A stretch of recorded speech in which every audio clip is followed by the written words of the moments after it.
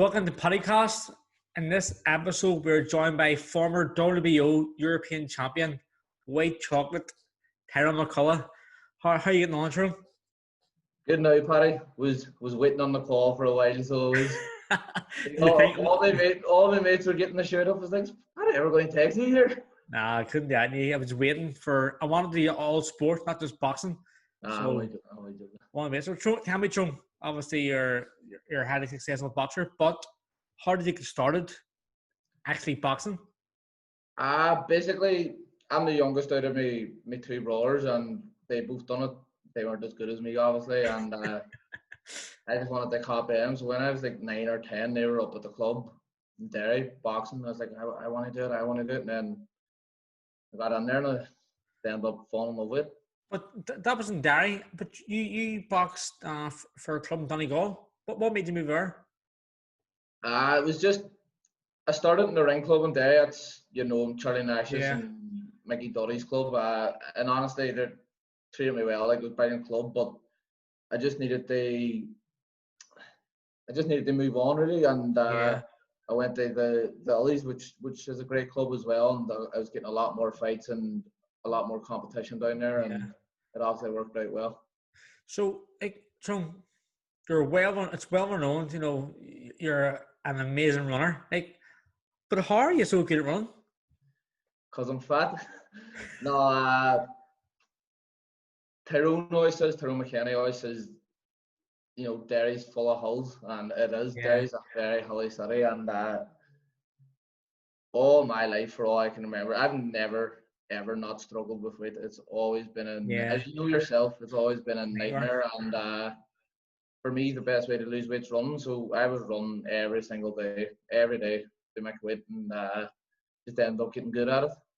Did you ever think about running competitively? I've been offered a few times because obviously, as you know, I've entered a few 5 and 10K road races with proper professional runners, and ended up winning. And a few clubs have approached me asking me to join, but for now I'm still in boxing. But it's something they ponder when boxing's over. As a funny story goes about you running one day, and you can correct me if I'm wrong because I've told everyone the story. You ran one day with a hangover and a KFC for breakfast with a pair of cost flat shoes, 10K race, and you won it, and you got 3 minutes off an Olympic qualifying time. What's your thoughts? That's spot on. I was with the Ullies at the time, and it was a road race down in Donegal, and I was out the night before. I was like 17 or something. I was out the night before, but I told my coaches I would enter this race. I was like, fuck it, I better show my face here. And I'm competitive fuckers, and the gun went for the race, and I was like, fuck it, I'm going to go for this here. And I ended up winning it. Got such a time. People are like, how did you do that? How did you do that? Like, I know, I'm fucking dying. Sure, I tell everyone the story. It's unbelievable. It's going about all Belfast. So there's like people come up to me and tell me that story. I'm like, how do you know that? Well, so I tell everyone. That's probably the reason why. What's your fastest 5 and 10K times? I've done a 5K there. I put it up on Instagram. You wrote to me about it. It was 5K and 15:20 or something. I don't know, but it was a decent time. I've never actually, to be honest, I've never actually done like a 5K when I'm properly fully fit. Because as you know yourself, if you're in camp, you're not going to do one of your sessions just sprinting a 5K. Yeah, it's not part of your training program. I would love to do one when I'm 2 or 3 weeks out from a fight to see what time we would get. I would love to see how fast you can actually get as a fully fit. It would be unbelievable. I know, because that one I was telling you right there, I'm 68, 69 kilo now. Like, I'm carrying easily stone and a half weight. Obviously, at youth level in boxing, you box at you're very, very good. You box at the World Championships. Because I actually remember, because you're actually my weight. You're a few years younger than me. I thought maybe the year after you'd be my weight in the seniors. And you fought the World Championships in Mexico and I think you lost because you broke your hand. Yeah. Against, who was it against again? I thought drew Uzbekistan. I think he was one of the favourites in the, was it the last 8 or last 16? And he was a really good boxer. And I was literally just telling the story to Pete Taylor today because he was saying about the proper way to throw a hook and stuff. And you know what Zor's like? Yeah. Before the championship, Zor was chatting and he was telling me to throw his Cuban hook, the big long hook.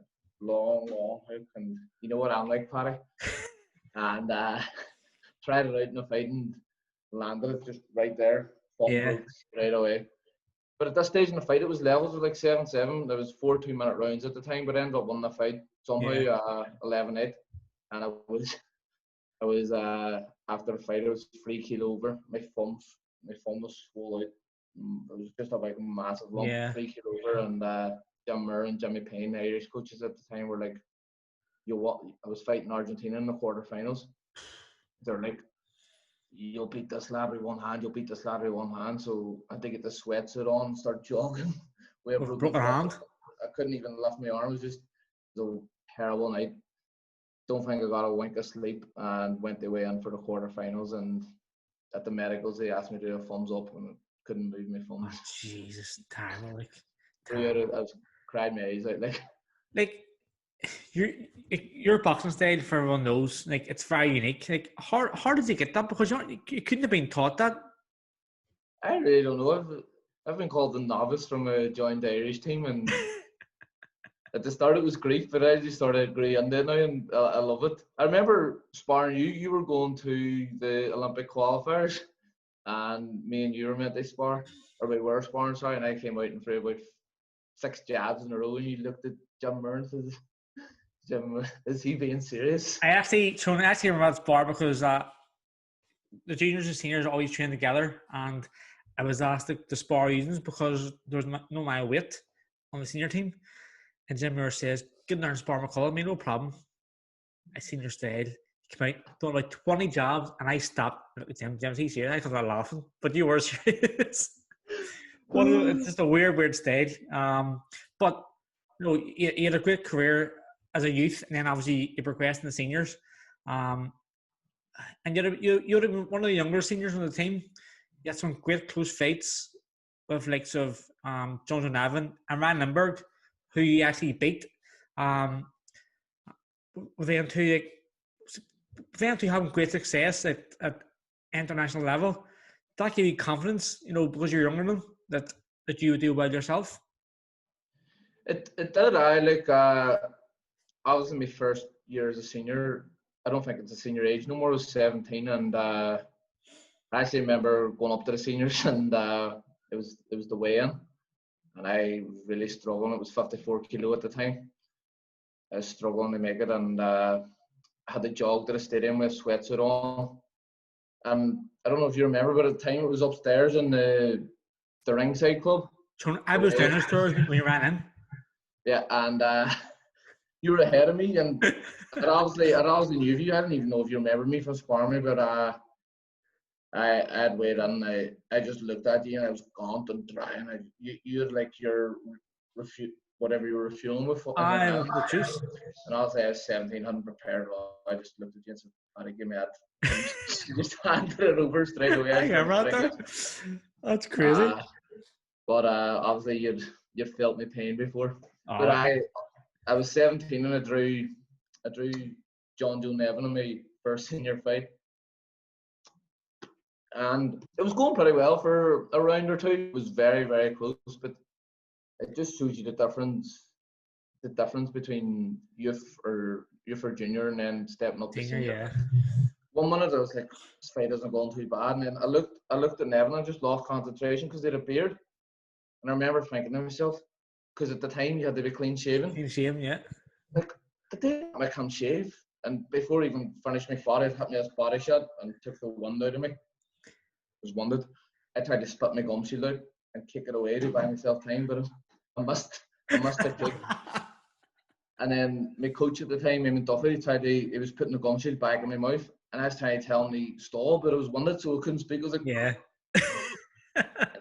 Nevin just came out and battered me, so I did for the last round and a half or so. I lost by about 10 points. Like, but I knew from like the first, bringing them close from the first 2 rounds or so that I could get to that level one day. Just a bit of tweaking training, definitely. And experience. And then you mentioned Ryan Lundberg. I fought him 4 times. Couldn't beat him. I beat him. I finally beat him. And I'll be honest. The first time, obviously, again, I was very, very young. He beat me hand in off an Ulster. The next 2 times, I fought him in 3 Ulster finals. He won all 3. But the last 2, I thought I maybe deserved to get, and he got them. But fair play. And then the last time I fought him was obviously the 3rd Ulster final in a row, and he beat me. He beat me on count back, and this is how close I was to giving up boxing, because the Ulsters and the Irish seniors were very, very close together. Yeah. It's like he beat me in Ulster finals, and I definitely thought I won this time. I was like, I'm done. What's the point? I was so disgusted. Yeah. My coach Stephen Freely says, look, Tyrone, you've done all this training. The Irish Championships start in 2 weeks. Just keep the head down till then and give them a go. I was like, no, I'm done. Yeah. But they talked me around, and I met him again in the Irish semi-final. This is when I was 19. And he definitely won that fight, and I ended up beating him on count back. That's just the way boxing. But effort. That was going to be, if I had lost that was going to be my last fight 100%. This was 10 years ago now. I'm still doing it. That's crazy. And then obviously after that there, you're on the high performance team from that tournament as a senior. And I can't remember what tournament it was, but you had a box off and you beat Davy Albert Joyce, who was one of the Irish boxing golden boys at the time. How much confidence did the victory they got give you beating him in Dublin?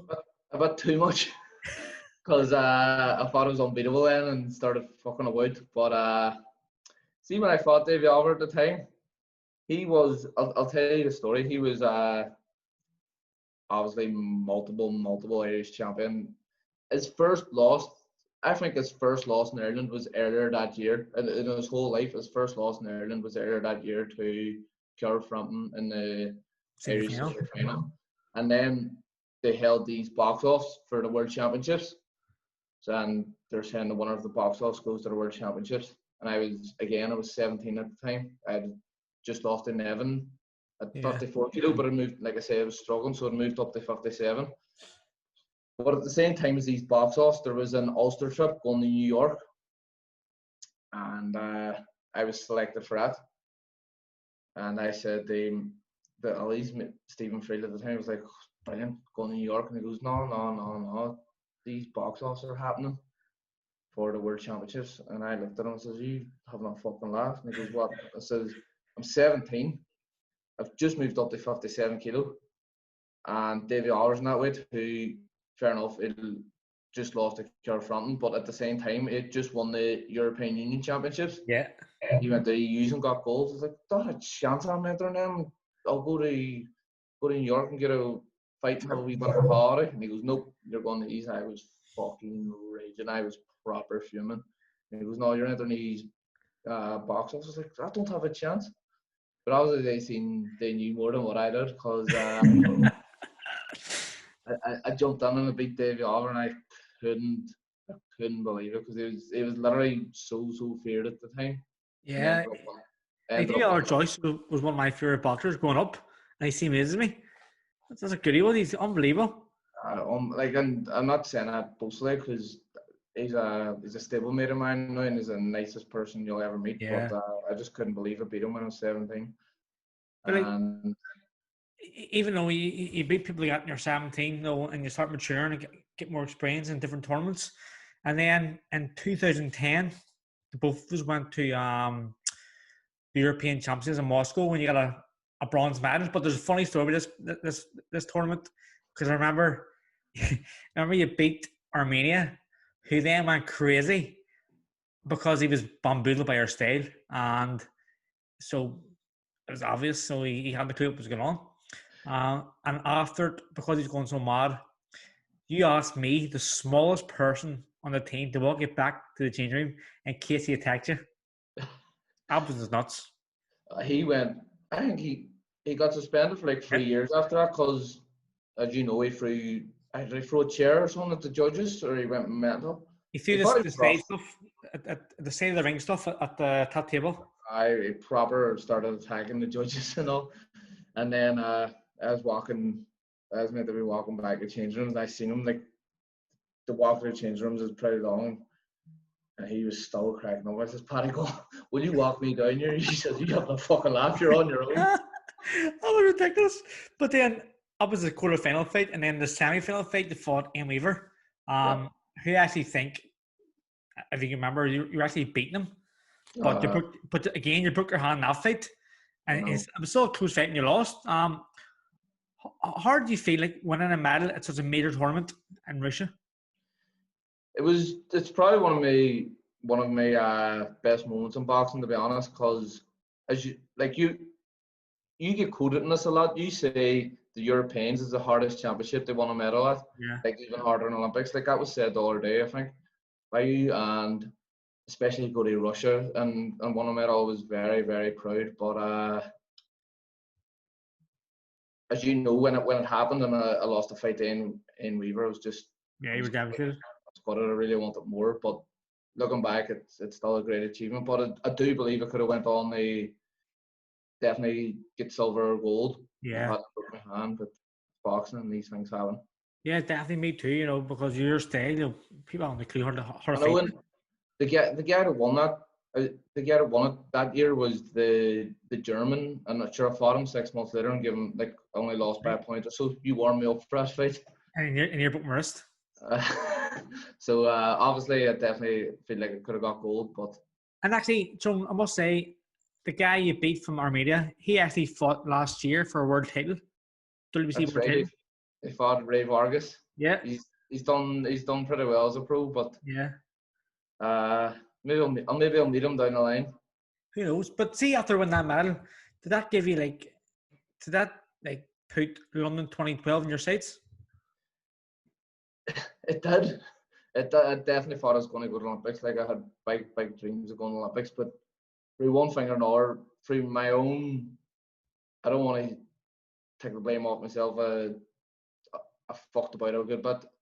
But also, I felt it was held back by Billy Walsh as well at the same time, because a lot of things happened to me where them Europeans were my first championships, my first major championships, my only major championships. I won 2 box offs to go to major championships and didn't get the nod to go because Billy Walsh went with people that beat and stuff like that. So and plus your funding was cut and the weights changed. My funding was cut and the weights were changed. And see, when my funding was cut, it was me, you, Darren O'Neill, Kenny Egan, and Eric Donovan. So you and Darren O'Neill had won. You deserved to keep your funding. You had won the Irish seniors the following year. Me, Egan, and Eric were beat. I was beaten in the final by John Joe Nevin, which is nothing to be ashamed of. Egan was beat by Joe Ward, which again is nothing to be ashamed of, and Eric was beat by Michael McDonough in the semi-finals. So somehow out of them 3 decisions, I was the one that got their funding cut in half. All stuff like that really disillusioned me. Yeah. Not to mention the fact the people I had to fight for an Olympic berth was either my 2 losses was in the Irish final was John Joe Nevin and Michael Conlon. So it wasn't an easy win. Exactly. Two Olympic medalists, European champions. Ridiculous. I should have went for a different weight maybe. Later that year, we all went to Commonwealth Games in India. And again, quarterfinal stage, he lost that point to the eventual gold medalist, Tyrone Mccullagh. How did this defeat affect you, because you're so close to getting the medal and you're one of the favourites of the tournament? Like I said earlier when I was saying, a few things affected me and I took my eye off the ball or I fucked about it. But for them, so obviously for the European Championships where I got the medal, I was completely dedicated. And then when I won that medal, I fought too highly of myself. And the Commonwealths were just 6 months later. So I didn't really take the Commonwealth seriously, and then I won my first fight against Australia in the Commonwealth, and for the medals fighting Sean McGoldrick, and I just thought I was better than him. Like I thought, this is, I'm going to coast this fight, or it's going to be a handy medal for me. But the joke's on me because he beat me by a point and went on. He went on. They won gold. So I learned my lesson. Yeah. After that tournament, you joined the mighty Holy Family in Belfast for me. But obviously I had a nightmare of having to spar regularly, which I hated so much. Did you feel the switch to Belfast was a must needed move? Definitely. Well, needed, and also had no clubs.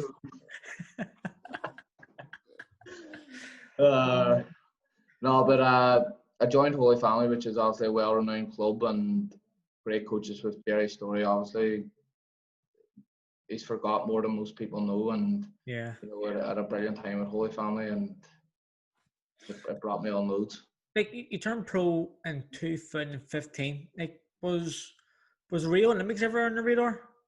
No, like I say, I became a bit disillusioned. I had never, when I was with my style, as you mentioned earlier, it didn't really suit the pro game or anything like that, and I had no aspirations of turning professional. But I just got so disillusioned with the amateur game and not getting picked for tournaments where I beat people, and Billy Walsh cutting me fun, and Billy Walsh doing that. Not like, see, the year I fought Michael in the final was my last Irish Championships. I fought a really close fight, and I got the nod.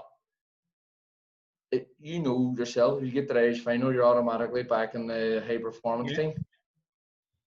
Got no letter to join the high performance team or anything like that. And that year there was EU Championships, and this is how the selection process went. They asked Mick must have had to turn it down for the WSB or something. I don't know. Mick couldn't go for the EUs, so they asked Kurt Walker, who I'd beaten in the semi-finals, to go. Straight down. He turned it down because he was going to the European Football Championships for a holiday to watch Northern Ireland, and then they asked your man McKenna. They hated you, Trump. Your man McKenna, and I was just like, what? The number 2 in Ireland here, and you've asked number 8. Number 2 in Ireland on a current major medalist. It's ridiculous. I know. I couldn't believe it. I was like, you know what? Fuck this. I'm done with amateur and went professional. And I actually had no aspirations to turn professional. We just thought I'm going to get no fair shake here with Billy Walsh being in charge. So I remember actually when you were amateur in Holy Family, and I think if you remember me saying to you, like, imagine you going professional, Sean, like your style, like the entertainment value people would get would be unbelievable. I'd be ranked every fight because it's baffling how you can do it, how you're able to punch people. Because I know from sparring you, like, it might look easy. You can remember you. It's just like, what is going on? And you land 3 punches and you're away. It's ridiculous. But you turn pro, when you say, you think your style was suited for it, but, you racked up a lot of wins. You fought a few beaten guys. You won the Celtic title against Joe Ham, and then you went and you won, I think it was Josh Leather, is that his name? Josh Kennedy. Beat him for the WBO European title, so do you feel like, pro boxing was made for you then? I do believe I've got the talent to win more titles and go further, but I wouldn't say made for me, because even in them fights, I don't know if you remember, like, not Joe Ham, but more so Josh Kennedy, and any fights since then. Like, Josh Kennedy was a shutout, 110 rounds out of 10, without a doubt. Judges were one judge gave it 96, 94. Fight after that, another judge which was more or less a shutout, give it 96, 94. So obviously, I'm not giving out, but obviously some judges don't like my style of keep on moving, hit and not get hit. But my coach Pete has mentioned to me, and he says we're working on it, like, but it's just the way I box, is move, and not get hit and try and score the odd point here and there. But it obviously worked better as an amateur. And as you say, it's going well as a pro, but I might just need to tweak it a wee bit. Yeah, because you are moving up to a higher level as well. But here, it's working, and it does work. You look, you were in the Golden Contract tournament. You beat in the semi-final by Ryan Walsh. It looked as low to me, from what I said, you were winning comfortably on points until he dropped you in the fight, started to change. What have you learned from that fight? I've learned more from that fight than I did in my previous 13 fights. I was obviously a massive underdog fighting Walsh, and had stepped up a bit. It was my second time fighting a featherweight. Yeah. And I couldn't believe it because, as you say, first round, close to the second round, it was going. I remember at the end of the fifth round thinking, this is too good to be true. Like, how was I under? Can't push me here. Give me his contract. Went out for the sixth, and it must have been 30 seconds in the sixth round. He hit me, and I thought, what the fuck was that? I had never been hit like that before, and he dropped me. I got back up, seen the round out, and I thought, right, just get back to what you're doing. But see, when he knew that he had hurt me, the fight just changed. He just started coming forward, and he just knew that he could do it again, and he did do it again. He hurt me a couple of times then throughout the fight. And what you're saying, what have I learned? What I learned is when he landed that first shot in the sixth round and hurt me, I just went on the survival. I forgot about winning the fight. I just went on the survival mode, saying I don't want to get stopped here. I just want to see the fight out. Whereas I probably should have tried to win the fight still, but hold more and try and gather momentum again. It's easier said than done in hindsight, but I'll definitely learn from it. Of course, again, you said for that fight, for that tournament, you moved up the featherweight, and you're not a small featherweight by any means. But will you stay at the weight, or will you move back down to your bottom? It's funny you ask that. I just discussed it with Pete literally 5 hours ago. Me and Pete were talking about it, and I think we've decided that I'm going to move back down to super bantamweight because, as you say, I'm not a small featherweight. But if you look at the other featherweights in that tournament, there's Lee Wood, who should be welterweight somehow. He's massive. And I might have an inch or so height-wise on the likes of Walsh and Jazza Dickens, but they're a lot more. They're stocky. Well put together to me. So I think super bantamweight will be the weight for me from now on, as tight as it's going to be. Yeah, of course, because if you're going to make it in the sport, and you do sacrifice a lot, I think you should give one last crack to super bantamweight, because I think you can do very well at that weight. 100%, and like the ones I got against Josh Kennedy and Johan, they were at super bantamweight, and as tight as it was for me to get down that, I was still super fit in all them fights, and I don't think it'll take too much out of me. But now as well, why previously you weren't, you have a proper nutritionist on board now helping you, so it should be a bit easier maybe. Yeah, I finally started to take the sport seriously, and now I just finally started to be a proper professional. Got a great nutritionist on board, Stephen Floyd, and that makes a massive difference. You work with him yourself, Paddy. He's on you every day, watches sessions, tells you what to eat for that session. You have to text him your weight every morning, and it's just having to do stuff like that and knowing that you have to send him your weights in the morning, and it just gives you that extra bit of dedication to stick to your diet and that.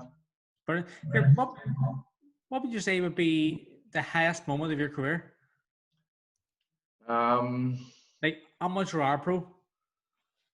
Either winning the bronze, because it was just such a big achievement to do at that time, winning the bronze in Moscow, or else as big as my European title one was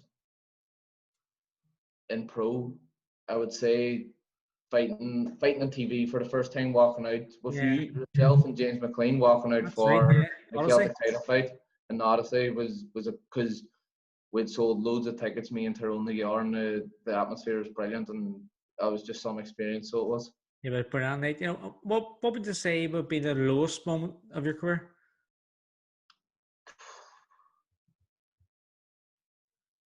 Probably the defeat to Sean McGoldrick. It still haunts you?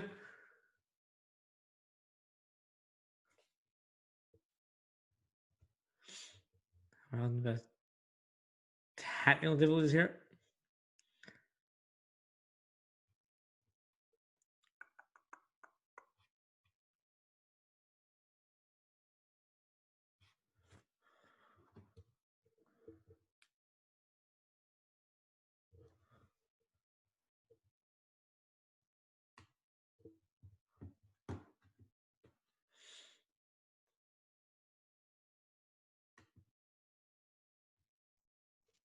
You back? But I don't know what happened. No, that's all right. All right. All right. So Sean McCullagh was your lowest moment getting beat. Not that Sean McCullagh is a bad opponent to lose to. Obviously, he went on, they won gold on the Commonwealth. But what I was saying is just because I know that I could have won that fight, and if I had took it seriously and not underestimated him, and it's just like it would have been another major medal in my CV. But I just thought I was going to coast it, and didn't turn out that way. Like as an amateur, you're saying with the Kazakhstan's WSB team, and you're out there for like 3 months on your own. Like, how did you cope with that there? That was another low point. No joke. I signed for Kazakhstan and I flew out, and I got there. And when did I get there? It was actually, the weather wasn't bad when I got there, but it changed pretty quickly. But anyway, they all speak Russian there, like, or they don't. Their first language is Russian. Everyone knew each other was speaking Russian. I was just standing there like a wee weirdo, not being able to speak to anyone. And you've been there living in a wee hut. Terrible. We wouldn't. It was so grim. And I was there for about the first 3 nights. I cried. So I literally cried. Like, I was like, what am I doing here? I haven't spoken a word of English. It was proper melt. My head was melted. But got in the swing of things then a bit, and I never actually got a fight for the Stan Irelands because it was 54 kilo and I just couldn't get down to the weight. And then I got home at Christmas time, and I was like, no, I'm not going back out. No, I don't blame you. It's like jail over there. Like I was on, I don't know what they're offering, like €1,500 a month or something, but you were offered near double that, and you all turned it down. I was offered by Kazakhstan $7,000 a month with Well, there you go. $5,000 a fight, $5,000 a win, $1,000 a loss, and it was taxed locally at 10%. And that's what battle was. I wouldn't even take the money. And that's serious money. I was getting $1,500 a month, and that was it. I was getting $1,500 a month off Italian Thunder for sitting in the house doing nothing. For not fighting. I know. Was it Dolce & Gabbana suits and all? Living the life, doing nothing. Yeah. You always land on your feet, Paddy, no matter what. You know me. Here, so you're Floyd, the one who land the roof. Here, do you think boxers need to leave their comfort zones and travel to improve themselves? It's something I only discovered when I turned professional. Is I do think they need to leave the home life and get away from their, like, it's just small things. Like, obviously I don't have kids, but I hear the likes of you and Tyrone talking, saying when you go home for the weekends, or just even saying if you're making the kids dinner, there's a few chips lying there, you'd eat them and stuff like that. But that all makes a difference. And the fact that you're away from home comforts and say getting up early and training early and just missing home comforts, it spurs on them when the fight comes around. You think, look, I haven't sacrificed this for the last 10 weeks, or fuck all, I haven't done this for nothing. Just makes you that extra bit hungrier. Like going forward now, how do you feel about like the potential of like fight behind closed doors? For me, at the start, I thought it wouldn't make much of a difference. I don't feed off the crowd that much. The way I fight them, obviously, like I say, I don't get involved or any of that crap, or feed off the crowd. So I didn't think it makes that much of a difference. But then I realised that you have to quarantine the whole week before, so you're on your own. Like even especially the last 24 hours sitting in that hotel room, as you know, the thoughts going through your head by yourself. You take Yeah. any distractions, getting out a walk with your mate or your coach, that all makes a difference. But if you're quarantining your room in your hotel, you're just sitting there with your own thoughts. That's going to play in a lot of people's minds. You know what I mean? They're going to overthink the fight or overanalyze it, and it'd be very, very tough. Like, have you been given a fight yourself yet? I'm still waiting, but hopefully soon. Hopefully soon. Like, so, Sean, obviously we're in lockdown now. You know, people are struggling to get fights. Who want to call out now?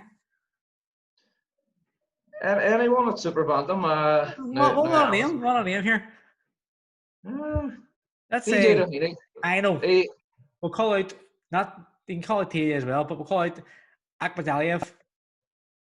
hey, right, is that Uzbek? Yeah. Keep me away from him. I don't want none of that. He won a world title in what, 8 fights or something? You unified already? Wow, like they beat Daniel Roman as well, you know, in his 8th fight. He's been around the block. It's unbelievable, but no, keep me away from him. So we're going to do a quick fire round, right? Yep. If you could choose a different sport, what would it be? It'd have to be long distance running, wouldn't it? 100%, definitely. Or like Ireland have a gold medal lost because of you at the games. It's not lost. It's just pending because you don't peak and run until you're about 35, 36. Paddy. I didn't get to the Olympics in boxing. I'll get there and run. For doing it, Sean, I put the bet on. I don't think gamble anymore, but I'm gonna put the bet on. Who would you say is your greatest rival? Greatest rival in boxing or just in life? In life, anything you want. Limburg. Limburg, what? I was thinking about there. Limburg, definitely. Or no, maybe Nevin, because the avenged Limburg, I never avenged Nevin, and never will. The country gift I suppose, yeah. Have you got a pre-fight superstition? Not really. I used to be very superstitious before a fight, and doesn't make you laugh. Do you know Lewis O'Meara? Yeah. I used to be walking the ring in the stadium, and he used to give me a wee pat in the ass every time. Every time I was walking to the ring. That's what I was doing. Good luck, Ty. I used to give him a wee smack in the ass, and then one time he wasn't there. I was like, I'm not sad, you know. Oh my God, brilliant! Yes, you actually used to wear like weird socks too. I used to wear like funky socks, like big long pink socks, or I lost all that when I turned pro for some reason. All my superstitions. Get people professional, man. Have you got a favorite quote or saying? Favorite quote or saying? I do. It's painted in Filthy McNasty's. Right there, they remembered. It's the Rolling Stones. It was, yeah, we done some rehearsals, but you know what the Stones were like? It was mostly party time. Is that Filthy's bar? Well, I haven't been on Filthy's in a few years, but that's the quote. You know what the Stones are like? It's mostly party time. I think I've seen that there actually, but Maury told me because Maury likes Rolling Stones. Who is your favorite sports person, past or present? Roy King. Roy King? What a legend. He's the man. I would love to get a PaddyCast. PaddyCast with him. Class. So as well, we're coming to the end, but I just seen on a newser that there was a big rainforest fire in China, and it killed all the pandas. Oh fuck! Don't be telling me that. I think Dave's dead. Dave's still going. He's writing me letters. Every month. That's what I'm paying £15 a month for. Oh yeah, John, you're insane. And obviously you can't do it. Like how's work in the front line with the virus? Obviously, because you're an NHS nurse yourself. To be honest, I didn't work over the pandemic. I haven't renewed my PIN in a few years, but I just see my fellow colleagues out there and working away, grafting away, risking their lives, and they just deserve every bit of plaudits they're getting, you know. But Sean, he's got a lot of claps, but he's thinking of the pay raise. So the government Uh, nagged him. uh, you seen I done an interview with Irish Boxing like 8 weeks ago. It says the claps mean nothing. Yeah. Will likes of Boris Johnson not remember it when it comes to crunch time, and it's just proved right. There's no pay raise, nothing. Forgot about it. He's a bad man. Disgraceful. He's a bad man. But Sean here, have you any shout-outs for any of your sponsors? You're putting me on the spot here, Paddy. I do the Bentley Bar, your physio, and insure my van, and whoever else I forget. I'm sorry, but Yeah. And I get punched in the face for living, so my memory's not the greatest. well, that's fair enough. But so listen, thank you very much for being a part of the PaddyCast, and I wish you all the best in your upcoming fights. Thanks for having me. No problem.